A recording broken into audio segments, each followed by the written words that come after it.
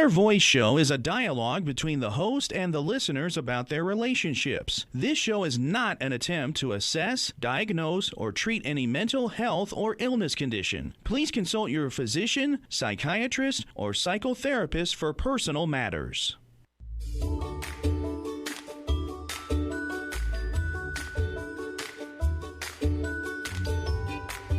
Inner Voice, a heartfelt chat with Dr. Foojan. Hello, everyone. Welcome to the Inner Voice Show. I'm Dr. Foojan Zeine. I'm a psychotherapist, author, and the originator of the Awareness Integration Theory. And hello to Sean, our director at the studio. This is a show about what matters most in our life, our minds, our thoughts, feelings, actions, relationship, and our fulfillment in this beautiful journey of life. In this show, I will share the tip of the week about knowing when enough is enough and act on it. Then I will share with you how to explore loving others, even though you might not feel like it, in the Ask Me segment. I'll bring you the latest research done at the Ohio University about how watching meaningful movies let us cope with life in a better way. And then I'm excited to bring you Kate Eckman. She's the Columbia University Certified Executive Leadership Coach, and she's the author of The Full Spirit Workout, a 10-step system to shed your self-doubt, strengthen your spiritual core, and create a fun and fulfilling life. She shares with us simple steps in how to create a full-on workout with changing beliefs, the challenging beliefs and actions through specific meditation and practices and exercises. But first, here's the tip of the week.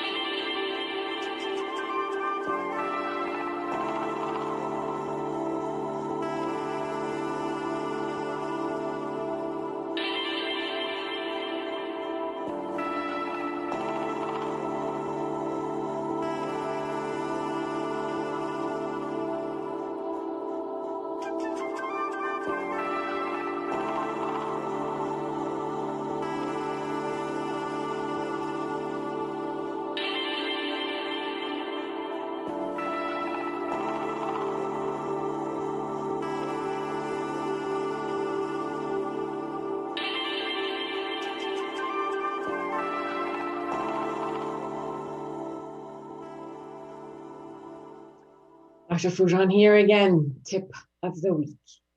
When do you know enough is enough? This does not only relate to things you don't like, but it could also relate to matters in life that you like, but you need to stop and move on. In a scenario that one is being abused in a relationship and knows leaving is the only option, but keeps giving one more chance, hoping that it will not happen again. Being in a dead-end job that has no possibility of growth, or holding on to a small business and that is dying down with a fantasy of a miracle. What would it take to act toward transformational change? In the scenario that one gains pleasure from eating, drinking, using drugs, and is paying health consequences, or gaming and gambling while going broke, what would it take to stop? It appears that staying in the familiarity of what is, even if one is facing a consequence or paying a price, becomes much more comfortable than the anticipated change, even if it appears to be more desirable. Now, does one have to pay a hefty price before getting motivated to change? Well, some do. Others keep paying small prices and stop right before the disaster happens. Some endure and get used to paying the price and justify it. And some feel utterly powerless to change anything and feel like a victim of the circumstances. Most people feel done way before they do something about it.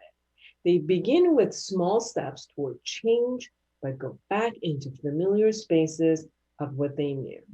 This lifts some pressure and appears that they are delaying paying the price. Soon they will be at the edge of enough again. These bargaining stages might go for a very long time while the consequences are getting higher. Some pay the hefty price of getting injured, becoming ill, going bankrupt, or other consequences, and then change. Some just hang in there until the environment changes, such as the abuser finally leaves, the business completely crashes, they get fired, or lose their loved ones. So enough is enough. When you notice that it is, the rest is to have a vision of what the future would look like without you being in the situation, becoming aware of what type of thoughts, beliefs, intentions, emotions, and desires are keeping you where you no longer belong, noticing what types of thoughts, beliefs, intentions, and emotions are necessary to create the new vision, practicing actions and behaviors that manifest the new vision. For more awareness and ways to create the vision of the future, go to my book, Life Reset, the Awareness Integration Path to Creating the Life You Want.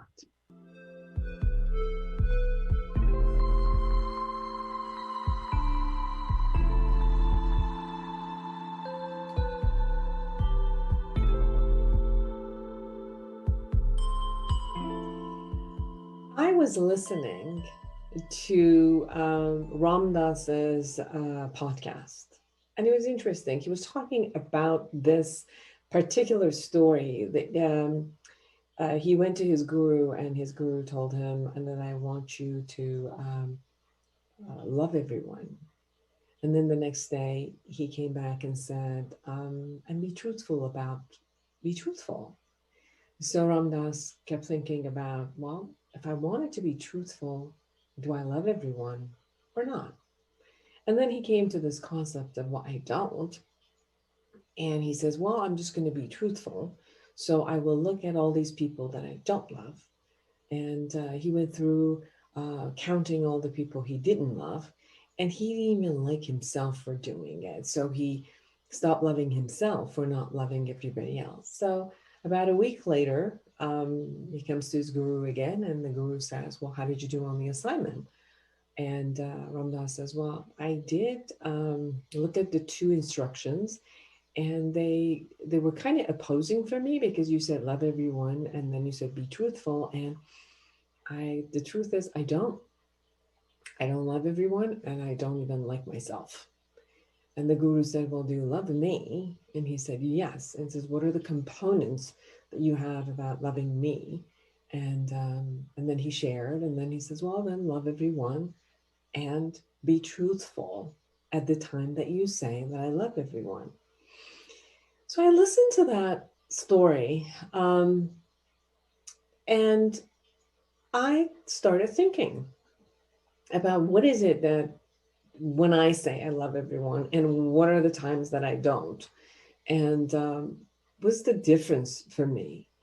And it's interesting that I came to an understanding that when I say I don't love so-and-so, it has to do where they did not come through with some sort of an expectation that I had from them, or that I thought that they didn't love me, or they didn't like me, and I felt some judgment from them. So I kind of like, took in the judgment and gave it right back in my head of judging them for judging me.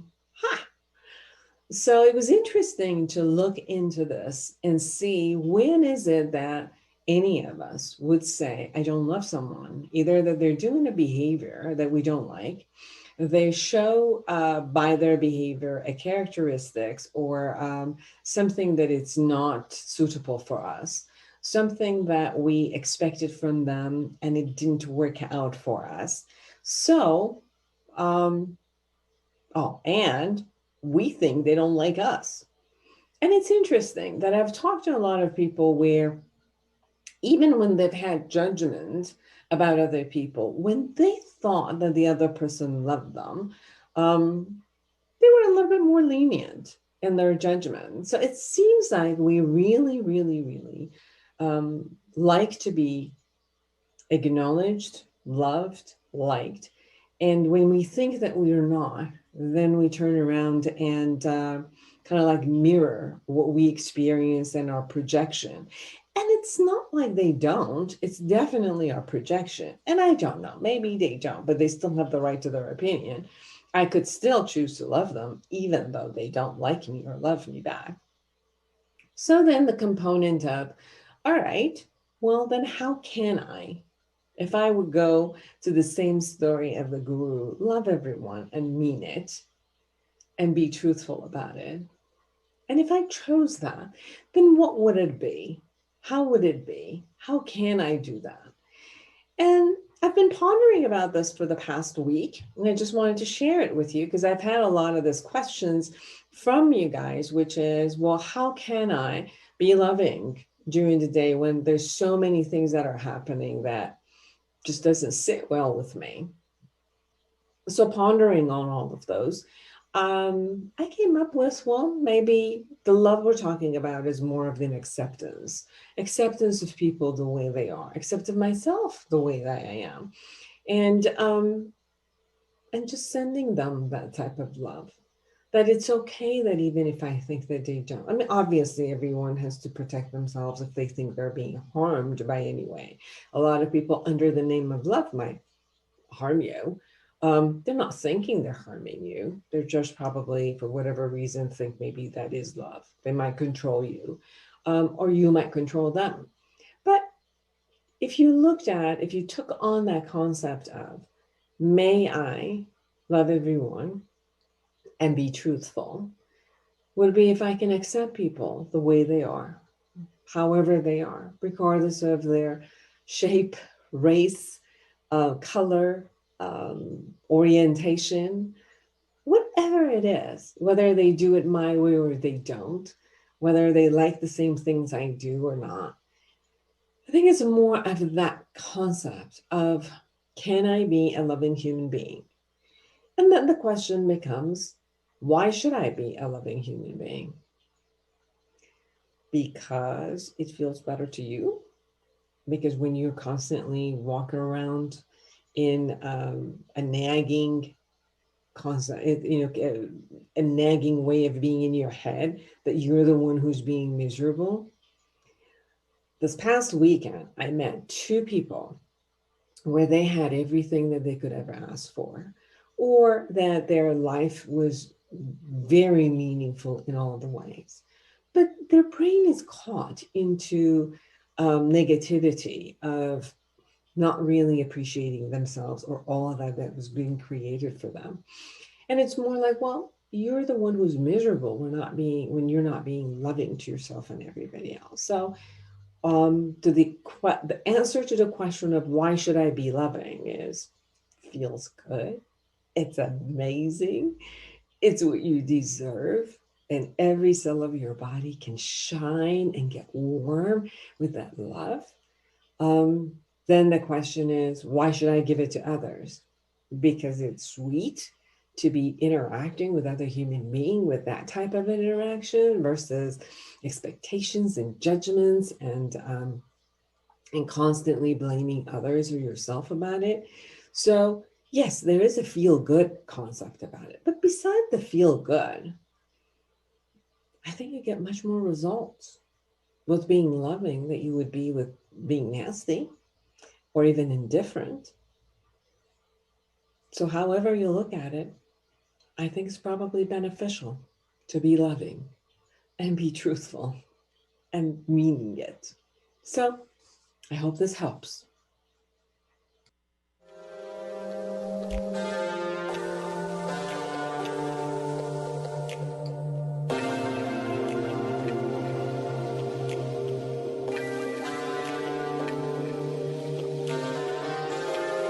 Here's the latest research. Watching meaningful films, those that we find moving and poignant, can make us feel more prepared to deal with life's challenges and want to be a better person. A new study done in the Ohio State University and published in the Journal of Mass Communication and Society found that the 0.21 reason why people may choose to see movies that make them sad as well as happy, and that may explore difficult subjects that aren't always uplifting.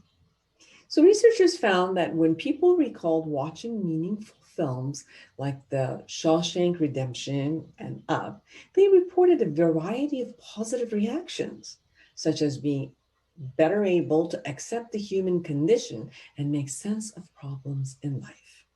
Those positive experiences were less likely to be reported when people thought about watching Hollywood movies like The Big Lebowski or Catch Me If You Can. Meaningful movies actually help people cope with difficulties in their own life and help them want to pursue more significant goals. While many studies have looked at how people react to watching meaningful films or clips from films in lab setting, this particular research was designed to see how these films affect people in their real life. The researchers created two lists of 20 Hollywood films, one a list of meaningful films and one a list of less meaningful films, all made after 1985 and with high viewer ratings. Meaningful films, which included Hotel Rwanda, Schindler's List, or Slumdog Millionaire, were ones that the user-generated list on the movie site IMDb described using terms like poignant, inspiring, and meaningful. These films were matched with films produced about the same time and with similar MPAA ratings such as G, PG, or R that were not described by users with the same terms of meaning. For some of the movies were like Ratatouille, Fight Club, or Pulp Fiction. The study involved 1,098 adults recruited online. Participants were randomly selected to receive either the list of meaningful films or the list of less meaningful films and asked to indicate which ones they had seen. One of the films they had seen before was then randomly selected for each participant who responded to the rest of the survey in relation to that movie. The survey asked a variety of questions about how much participants reacted to the movie chosen for him or her. Results showed that people who recalled a meaningful movie were more likely than the others to say that the film helped them make sense of difficulties in their own life. For example, the film helped them feel like struggles in life are for a reason and a more easily handled difficult situation with grace and courage. Meaningful films were also more likely than the other movies to help viewers accept human condition. Participants recalling these movies said that the film left them with the feeling that both happy and sad experiences give meanings to our life. Gains and losses are a part of life, among other similar statements. So participants recalling the meaningful films were also more likely to say the movie motivated them to be a better person, do good things for other people, and seek what really matters in life. How did meaningful movies have these positive effects? The study found that the key elements of these films were their poignancy, the mixture of happiness and sadness, their emotional range, and their ability to make people feel elevated and inspired by watching them. Overall, the meaningful films did have more of these positive effects than the other ones. But that doesn't mean people can't find meaning in films that are meant to be more entertaining than meaningful. The findings suggest why many people see movies as more than just entertainment. Some films may help people cope and grow through difficult periods in their life, and people may recognize this effect years after they have seen a particular movie. I also think that many of these movies allows you to experience and have empathy toward other roles or other stories or other experiences that you might not have the privy of being or seeing or having them around you.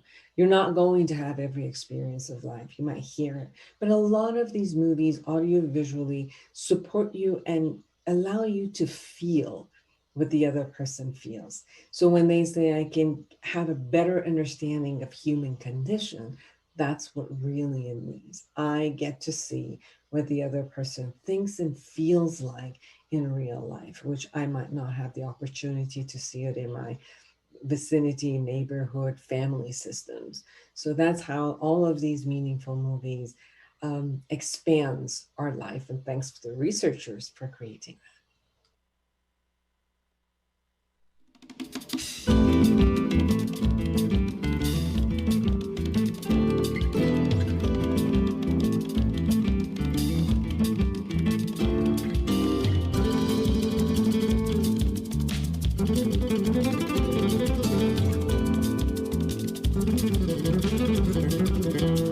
Welcome back, everyone. Dr. Foojan Zeine here, and I'm excited to be with Kate Eckman. She's the author of The Full Spirit Workout and a Columbia University Certified Executive Leadership Coach. She leverages her experience as a well-known communications, performance, and mindfulness expert, accomplished entrepreneur, and elite athlete to equip leaders with the tools, methodology, and energetic boost they need to excel. Kate's work is rooted in neuroscience, positive psychology, and whole person coaching techniques. Passionate about mindfulness practices for both brain and body health. She is a meditation teacher and a course creator for Insight Timer, the world's #1 ranked free meditation app. Welcome to the show, Kate. Thank you so much for having me. It's my joy to be here with you. So, you are a leadership coach, and you also do meditation. And I looked at your book, and your book has everything. It has the conversation, it has the meditation, it has exercises, and it's awesome. However, you call it the Full Spirit Workout. So instead of our minds going to like figure this out, I want you to tell us, what do you mean by full spirit workout? Absolutely. So the full spirit workout is a play on the expression full body workout that we often hear advertised at the gym, but it's also about bringing your full spirit, your authentic truth and power, your passion, your presence, your purpose to everyone you meet and everything that you do. Think of this as the epicenter of love that you're here to bring to the world, really to help uplift and energize it. So Kate, a lot of people, and you are also going toward like positive psychology. So from a psychology world, I'm a therapist for 30 years. So we look at, changing belief systems, emotional and aspect, but there's a reason why you called it, and before I say that, there's this aspect of, okay, psychology and neuroscience and the scientific world, and then we have this spiritual world. And of course, it meets a lot of times in the middle. But there's a reason why you chose to call it a spiritual fitness, to have that angle. So say, how come you wanted that angle of it being a spiritual fitness versus like a psychological fitness or an emotional fitness? A great question. And as you said, they all are intertwined. I think for me, I was doing so much work in the outside world and things that it's one thing to understand something intellectually. For me, when I really got something, when I was really able to live my truth and speak my truth and feel better on every level, I was bringing the intellect down into my body, into my heart. And there's this beautiful quote that I hope I don't butcher, but it says something that knowledge is just rumor until it lives in the bones. So I think, right? I think a lot of us understand things intellectually and then wonder why we don't have the results. And it's because we aren't practiced. We aren't practiced at listening. We aren't bringing it down into the body where we know something in our bones. And then of course, the trick is to bring it from your heart and your body into your hands and implement it. So we have to actually believe the things that we are saying. And then we actually have to practice these beliefs consistently to get the results that we want. So for me, it was about getting to the core of who I was, not who I presented to the world and my job title, what I looked like, where I lived, but who I was at my core. And we all have this beautiful spiritual core, whether we believe it or not. And I think we do experience the life that we want, and we just feel more at peace, and life flows and is more joyful when we really do the work in our core, not just in our minds. Does that make sense? It makes sense. Another thing that you had said, as I read it in your book, it's very interesting where many times when we look at it from a psychological perspective, we look at emotions such as fear, anxiety, and all of that, and we keep digging, digging, digging. One of the things that I saw in your book, which is interesting, is that you look at getting really honest with what's happening inside. However, through creativity, playfulness, and delight. So it has a whole different experience versus like, let's dig in and see what's going on. Yeah, I wanted it to be fun because we do things consistently when they are fun. So don't look at it as that daunting exercise program at the gym that you hate that you're never going to go back to. Look at it like Pilates or stretching or that walk in nature where you say, okay, I can do this. And that's the physical fitness routine that you stick to keep yourself physically fit.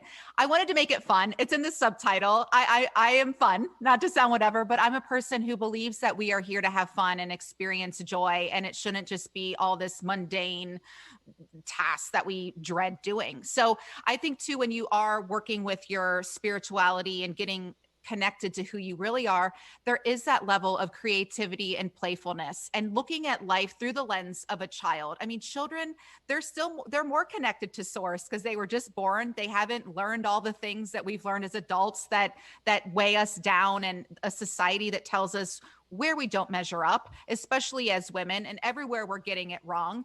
When you're childlike, you're just here to have fun and to play. You're so curious and you just want to connect with people and watch the bees do their job and just have a more simplistic approach to life. So that's what I'm trying to get people, is to come back home to themselves and have more fun with life and be more curious as opposed to anxious.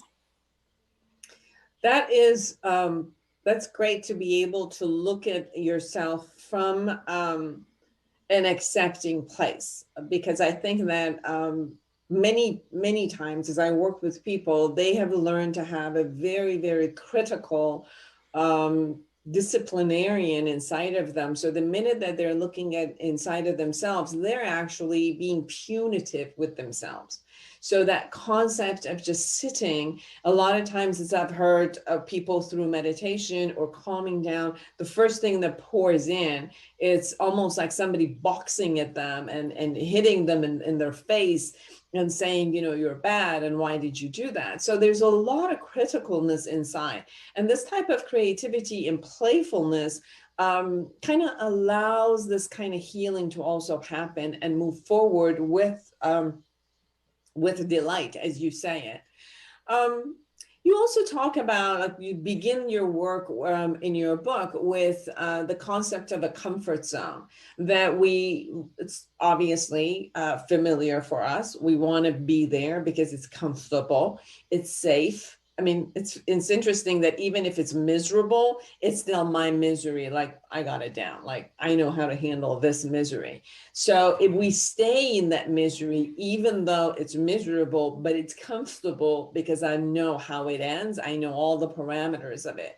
And you say that, sticking to that familiar and safekeeping gets us really stuck. And you talk about this in your book and give people really concrete solution to move out, and then meditation in how to work with themselves to kind of like feel the kind of safety that they need to get out of that comfort zone.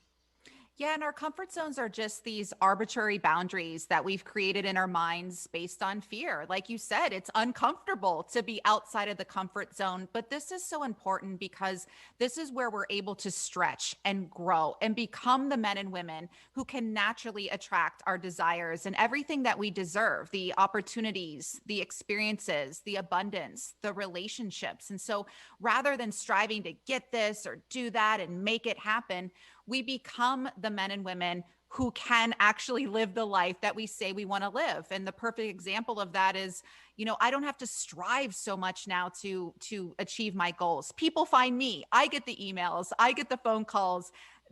Things will start just coming to you naturally as you attract them. So when you do dare to step out of your comfort zone, the universe will also conspire to help you. You're now in this place of co-creation. This is where life gets really juicy. And even studies show that we have to experience just a little bit of anxiety to really perform at our highest level and to actualize our full potential. So I invite you to do that scary thing, however big or small. That's me in dance class. I'm a horrible dancer, but it actually has been a confidence booster because it's not about going to dance class and being the best or impressing someone or giving the quote unquote perfect performance that doesn't exist. For me, success in dance class is being willing to show up and not be great ever.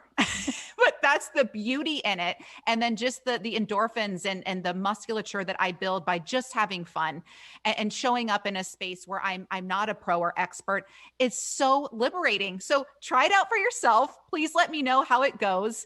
And once you start doing this, you'll start to crave it and start to put yourself out there in a more meaningful way. And as a result, your life will feel more meaningful and fulfilling.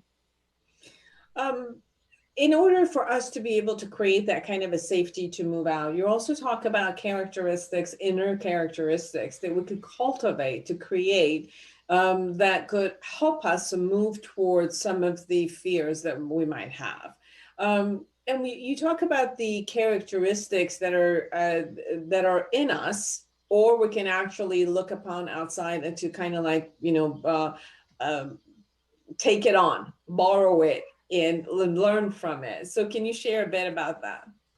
Yeah, I think what just came to me as you were talking is authenticity. And it's a challenge to be authentic in the world today because we fear people might judge us, or we are our authentic selves and we express an opinion or a concern or a truth, and people don't like it. People don't like it. You probably know better than anyone. People don't like it when we set boundaries with them. And so, or you may disappoint someone by speaking your truth or living your truth. And so it does feel uncomfortable and scary, but then at what cost? Then you're living a life that isn't yours. Or I had a friend who chose to end his life because he was scared to live his authentic truth and the judgment that would come from society or his own family by being who he was. And that was so heartbreaking to me. And in that heartbreak, I decided I'm not going to live my life this way. And if someone doesn't like me because of who I am, then that's okay. And I can let that person fall away and make the space for the people who do honor me. And I write about a gratitude visit that I did in the book with my friend Vanessa, a transgender woman who is so inspiring to me when I think of how hard it is to be ourselves in the world, but how hard it is to even change genders because that's who you authentically need to be. I'm just brought to my knees in prayer that this woman came into my life to show me how to love more fully and completely and to be okay living my truth, even when it is uncomfortable or society. I feel judgment a lot of times for being an unmarried, childless woman in the world when our society says, as a woman, you should be doing this. And you shake your head. And I think this is a lot of people, whatever your thing is, it can be scary, but the good news is then you get to be who you are. And then you get to surround yourself with people who love you for you, not how they can use you, not what you can offer them, not because of the externals. The question that shows up for me, and I experience this a lot in therapy sessions with my clients, is that people don't know their truth. Many times it's gotten kind of convoluted by all the shouldism that we grow up with, right? Like we grow up with all of these belief systems, a lot of messages that come from our society, our parents, multi-generational belief systems that come through our culture, whatever culture we have. Then we also have media that gives us another layer of, the truth. So sometimes we get confused by this concept of what is my truth? And then we keep questioning my truth. Like I could see something that is about me. And then if my outside world doesn't accept it, doesn't know it, or rejects it, it's easy for me to say that's not my truth, because if it's my truth and if I have to take a stand for it, then it is such a high price and that I have to pay, then it's not my truth. Like even when you were talking about transgender, I work a lot with transgenders or homosexuals or people who their truth inside does not match sometimes the external allowing what it can be. And for many years, they question their truth. They question who they are. They make it wrong.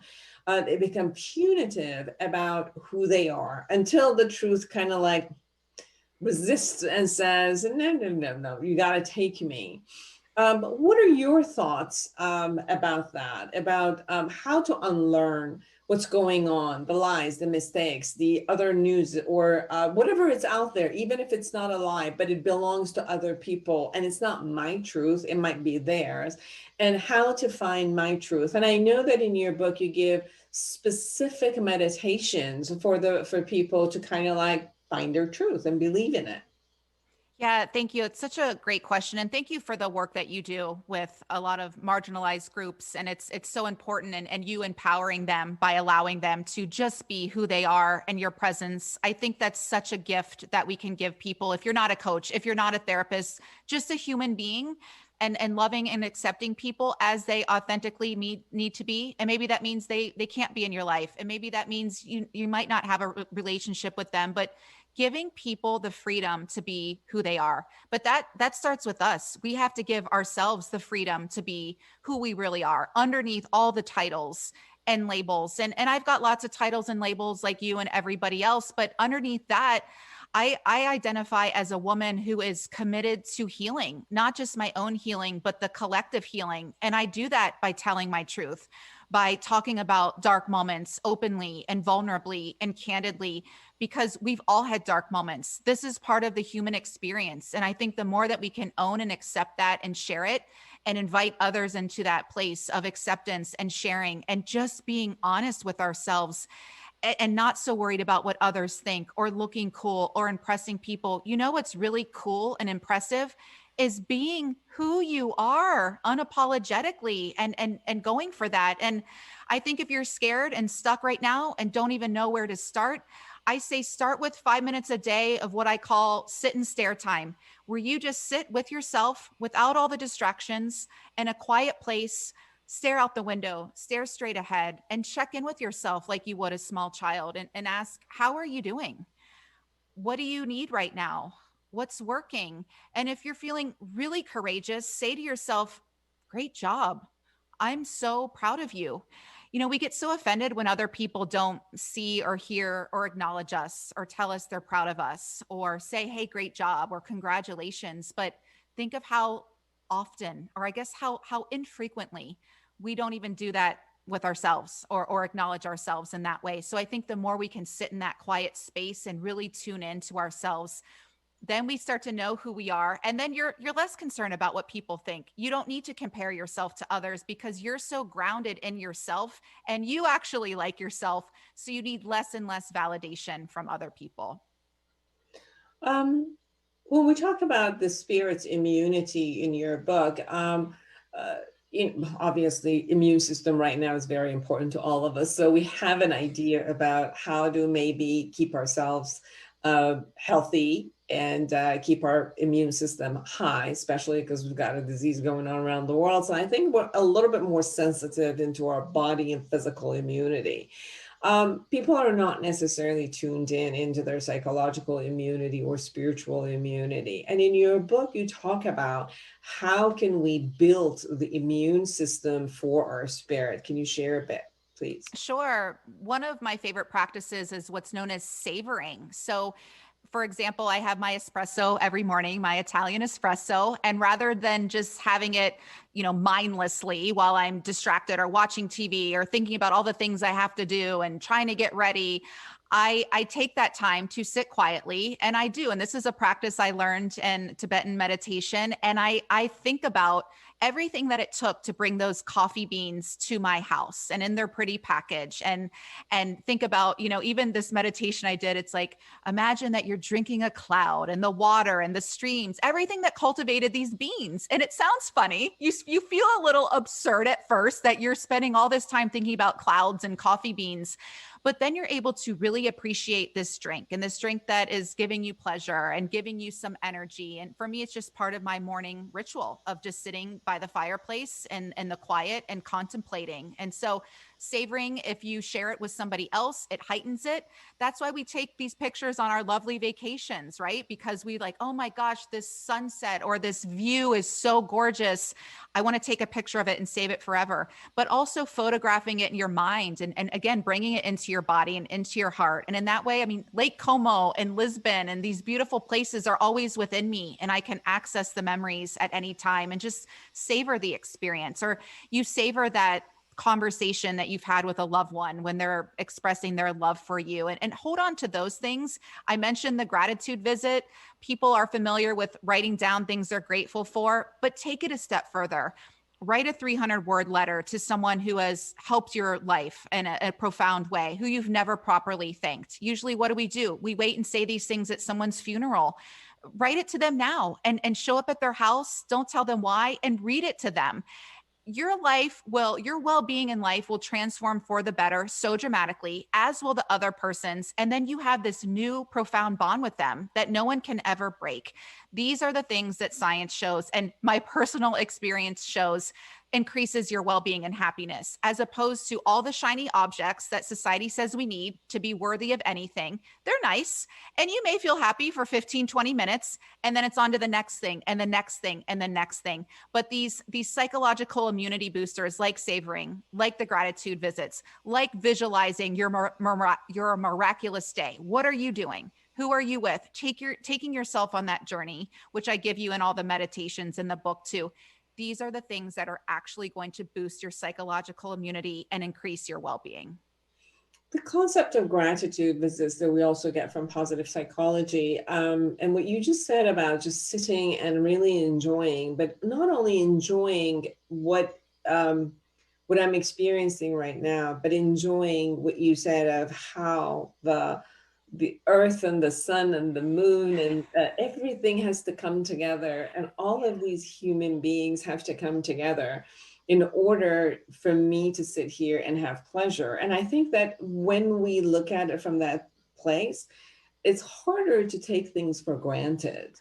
And I kind of like move toward the day as if it's like, okay, like it's supposed to be here. And then we get pissed when it's not. Like the first time, the espresso machine isn't working or the water is not working, we have it as if like, it's my entitlement to have all of this. And what the hell? How come it's not here?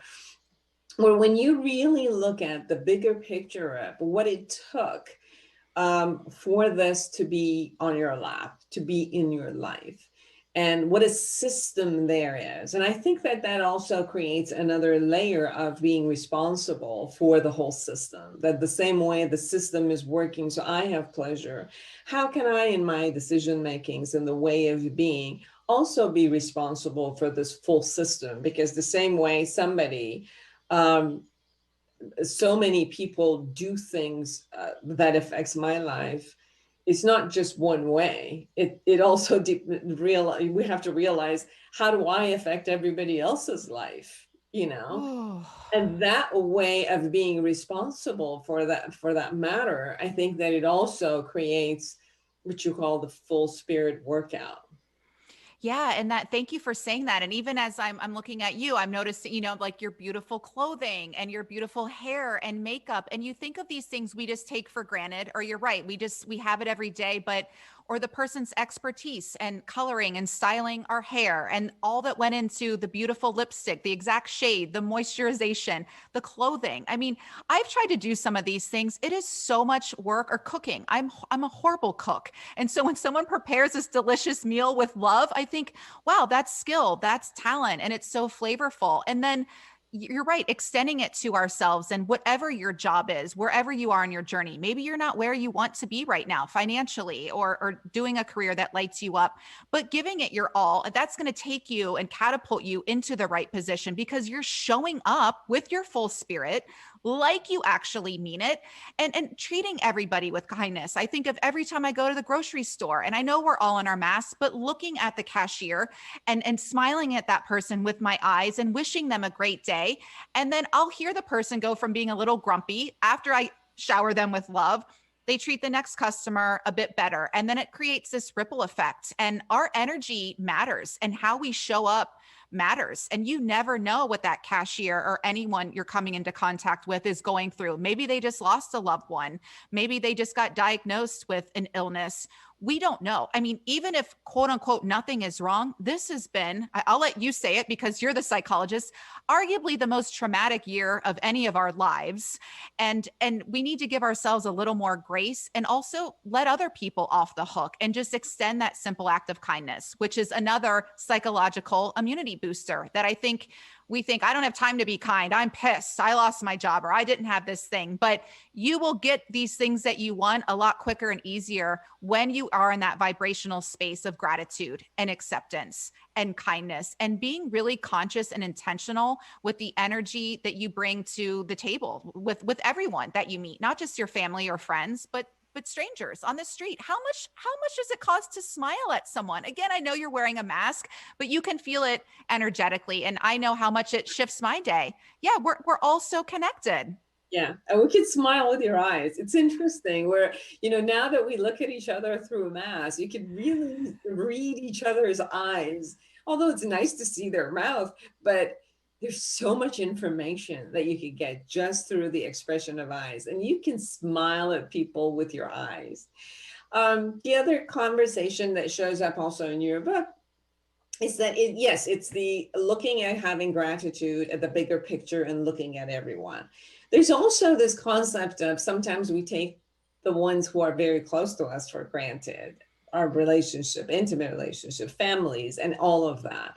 And when that doesn't work, and when we don't feel that fulfilled in those, or we don't create the fulfillment in those areas, the rest of the life becomes miserable also. So our core relationships, such as marriages, intimate relationships, our relationship with our, family of origin, or our children or best friends, those very core relationships are also very important. But you also share in your book, very valid, that when I'm not fit, let's say spiritually fit, psychologically fit, then I don't create the best of who I am in my relationships. And I can keep looking at them and say, well, they got to change and they got to be somebody else. And, oh, okay, I don't want this one. I've got another one that is coming. And I know that if I can just figure it out and manifest another one to show up. And yes, maybe some of these relationships needs to move on and you need to have the best relationship that is waiting for you. But the concept of first knowing that I'm the one who has to really look at myself and take care of myself fully, so that I can fully give into a relationship is also a strong topic in your book. Can you share a bit about that?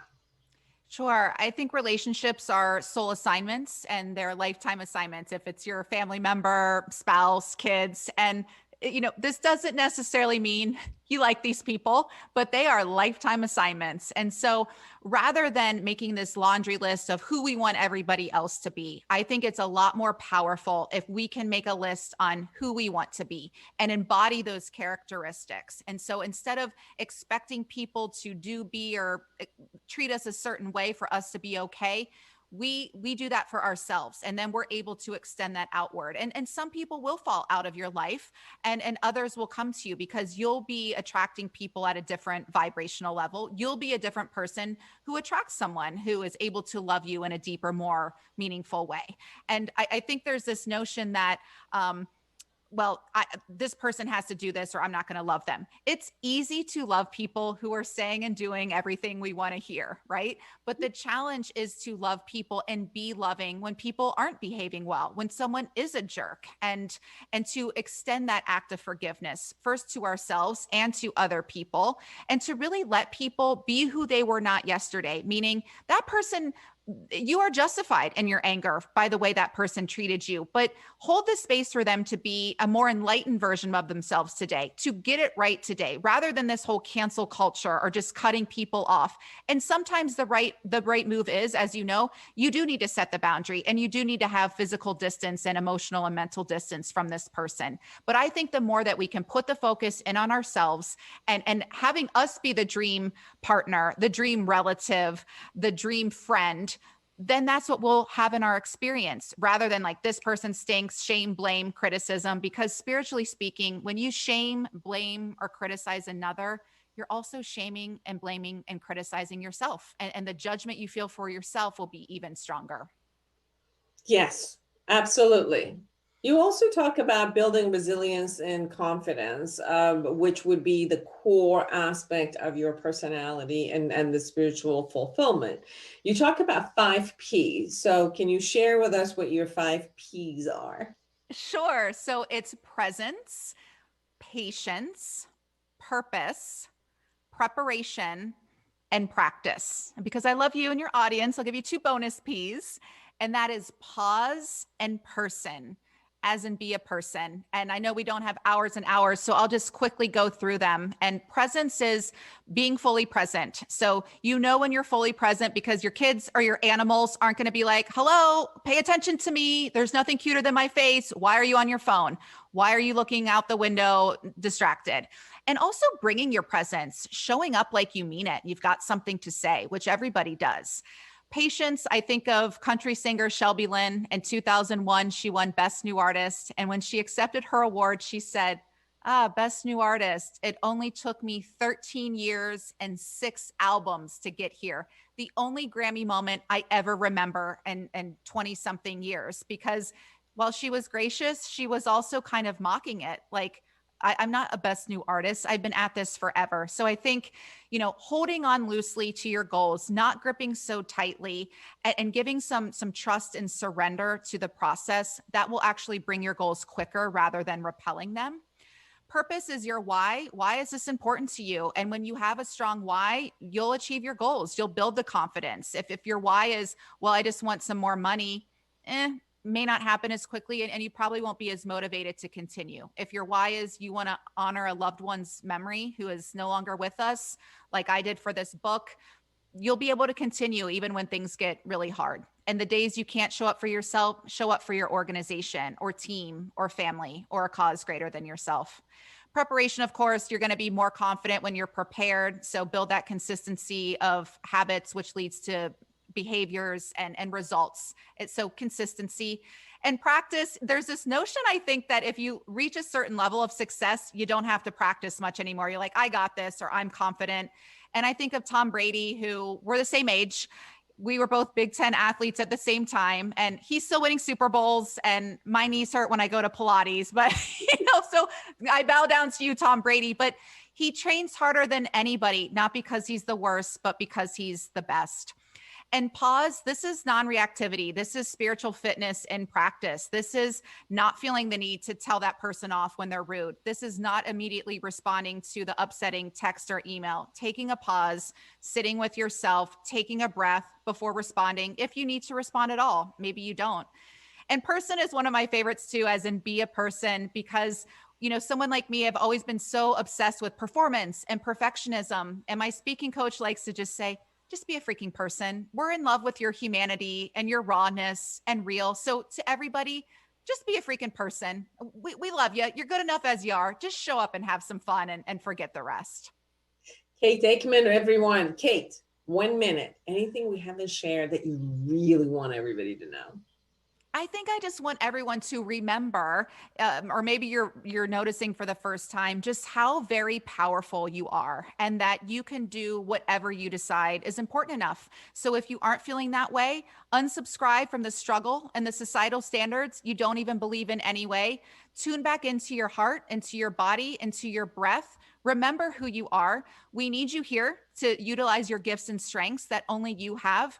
And I believe in you. Let's go. The time is now. We're reaching midnight. We're not quite there yet, but the time is now, and we need you. So let's go. Let's do it.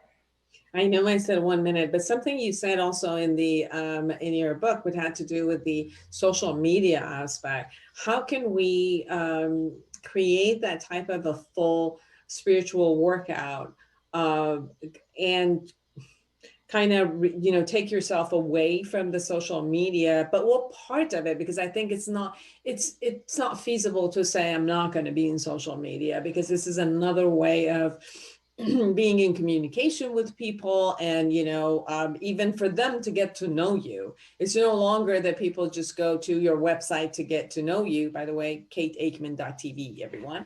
But it's also the social media. Like, people are going to get to know you through that. So how can we, literally just 1 minute, I promise you, tell me, how do you coach people to be true to yourself, see yourself and hold the gratitude, and still share yourself, be the you who you are, and utilize social media into the best of your capacity?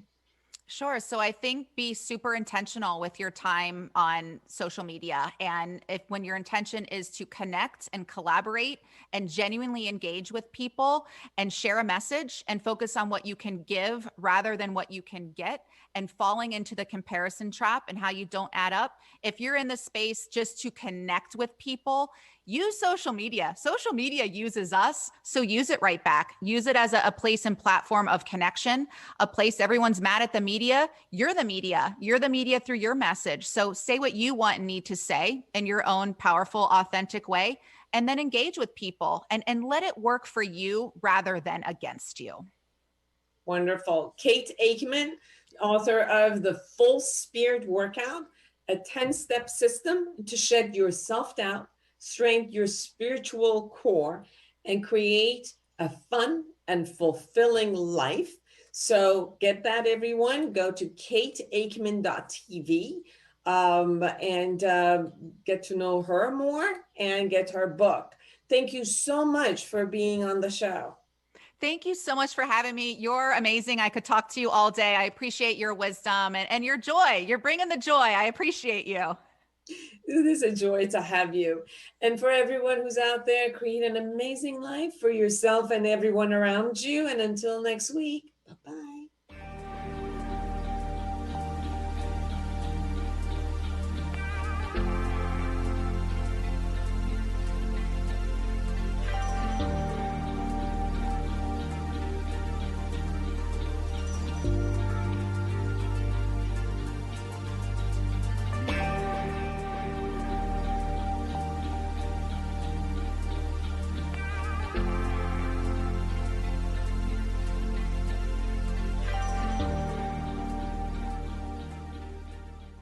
The Inner Voice Show is a dialogue between the host and the listeners about their relationships. This show is not an attempt to assess, diagnose, or treat any mental health or illness condition. Please consult your physician, psychiatrist, or psychotherapist for personal matters.